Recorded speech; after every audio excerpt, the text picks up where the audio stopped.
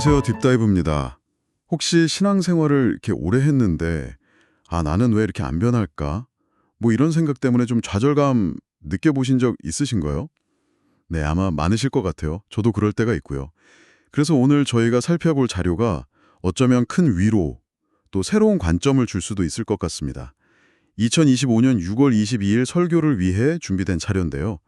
갈라디아서 5장 22절에서 25절 말씀을 바탕으로 한 설교문 초안입니다. 주제가 저절로 맺히는 거룩함의 열매예요. 특히 좀 신앙에 연륜이 있으신 50대, 60대 성도님들 눈높이에서 애쓰는 신앙을 넘어서 동행하는 신앙의 기쁨을 이야기하고 있더라고요.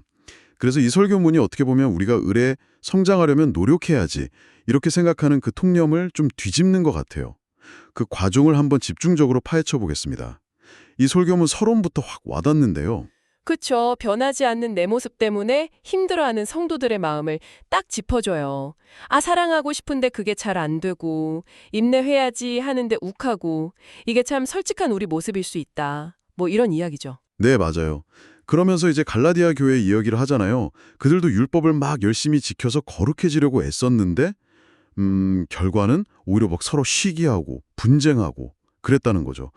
노력이 항상 좋은 결과만 낳는 건 아니라는 걸 보여주는 것 같아요. 맞아요. 노력했는데 결과가 안 좋으면 더 좌절하게 되고요. 바로 그 지점에서 이 설교문이 갈라디아서 5장의 성령의 열매로 우리의 시선을 확 돌립니다.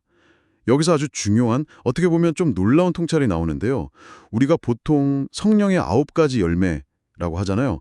근데 원문을 보면 열매가 복수형이 아니라 단수형, 카르포스라는 거예요. 단수형이요.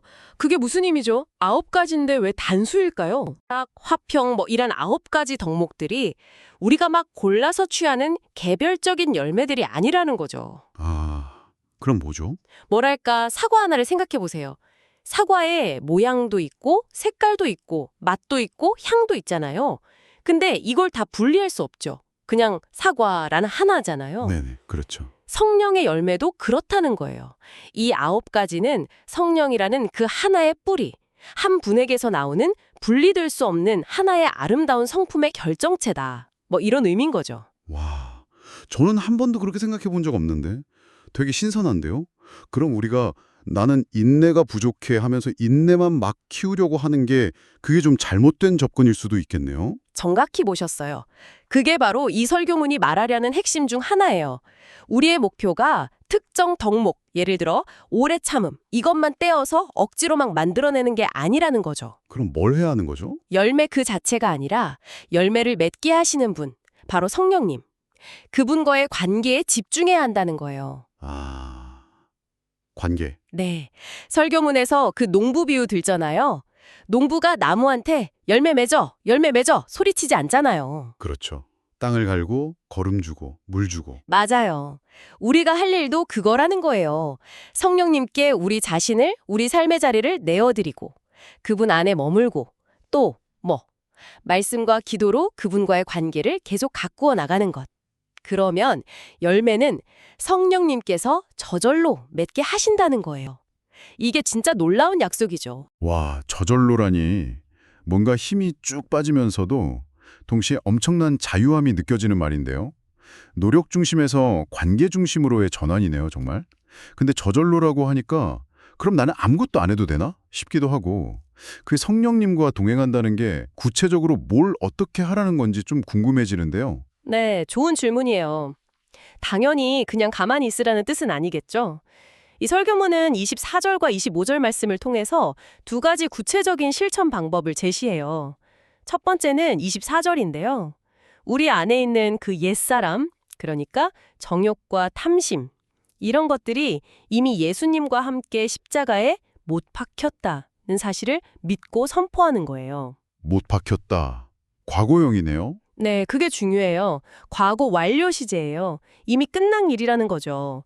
그래서 예를 들어 막 분노가 치밀어 오를 때 참아야 돼 이렇게 내 의지로 누르는 게 아니라 오히려 이 분노는 이미 십자가에서 죽었습니다. 성령님 나를 다스려 주십시오. 이렇게 십자가에서 이루신 그 승리를 믿음으로 가져오는 거죠. 단순히 내 감정을 억누르는 차원이 아니라 십자가 사건의 실제적인 능력을 현재로 끌어오는 거군요. 이거 진짜 패러다임 전환인데요. 그렇죠. 두 번째는 이제 25절에 나오는 성령으로 행한다는 개념이에요. 성령으로 행한다. 네, 이게 원어의 뉘앙스를 보면 그냥 성령의 능력으로 산다 정도가 아니라 성령님과 보조를 맞추어 걷는다는 의미가 더 강해요. 보조를 맞추어 걷는다. 군대 행진처럼요? 네, 약간 그런 느낌이에요. 내가 막 앞서가거나 혹은 너무 뒤처지지도 않고 매 순간 성령님 지금 이 상황에서 제가 어떻게 할까요? 이렇게 여쭙고 그분의 인도하심에 민감하게 반응하면서 한 걸음 한 걸음 따라가는 거죠. 이게 훈련이 필요한 부분이고요. 아, 그러니까 결국 매 순간의 선택 속에서 성령님의 뜻을 구하고 순종하는 삶, 그 자체군요. 맞습니다. 그렇게 성령님과 계속 동행하다 보면 그 결과로 사랑, 희락, 화평 같은 열매들이 자연스럽게 삶에서 나타나기 시작한다는 거죠. 듣다 보니 이 열매라는 게 단순히 그냥 나 혼자 거룩해지고 나 혼자 좋아지려고 맺는 건 아닌 것 같다는 생각이 드네요. 오, 정확해요. 설교문 마지막 부분에서 바로 그 점을 강조합니다. 이 성령의 열매의 목적이 뭐냐는 거죠. 단순히 개인의 성화, 물론 그것도 중요하지만 궁극적으로는 이웃을 향한 섬김에 있다는 거예요. 아, 섬김이요? 네, 열매들을 한번 보세요. 사랑, 화평, 오래 참음, 자비, 양선. 이게 다 어떤 특징이 있죠. 가만 보니 다 관계 속에서 드러나는 것들이네요. 혼자서는 별 의미가 없는. 그렇죠. 잘 익은 과일이 결국 누군가에게 먹혀서 영양분이 되잖아요. 그처럼 우리 삶에 맺힌 성령의 열매도 결국은 내 주변 사람들, 이웃을 살리고 세우는 통로가 되어야 한다는 거예요. 와, 그렇군요. 특히 이 설교문이 대상으로 하는 50대, 60대 성도님들의 삶을 생각해보면 더 와닿는 것 같아요. 그분들이 삶으로 보여주시는 어떤 인내, 또 친절함, 그 화평의 열매가 가정이나 교회, 또 사회에 얼마나 큰 영향을 주겠어요? 맞습니다. 어쩌면 그게 가장 강력한 헌신이고 또 가장 실제적인 전도일 수 있다는 거죠. 그래서 오늘 우리가 살펴본 이 설교 초안의 핵심은 결국 신앙의 성장과 변화는 내 힘겨운 노력이 아니라 성령님과의 살아있는 관계에 달려있다는 겁니다. 십자가에서 이미 모든 것이 완성되었음을 믿고 날마다 성령님께 길을 물으며 그분과 발걸음을 맞추어 동행할 때 거룩함이라는 열매는 정말 저절로 자연스럽게 우리 삶에 맺히게 된다는 거죠. 네, 오늘 이 이야기를 들으시는 분들께도 한번 질문을 던져보고 싶어요. 혹시 지금까지 내가 더 노력해야 하는데 하는 부담감 속에 계셨다면 오늘부터는 성령님, 그냥 제 안에서 당신의 열매를 자유롭게 맺어주세요. 이런 기도로 한번 관점을 바꿔보시면 어떨까요?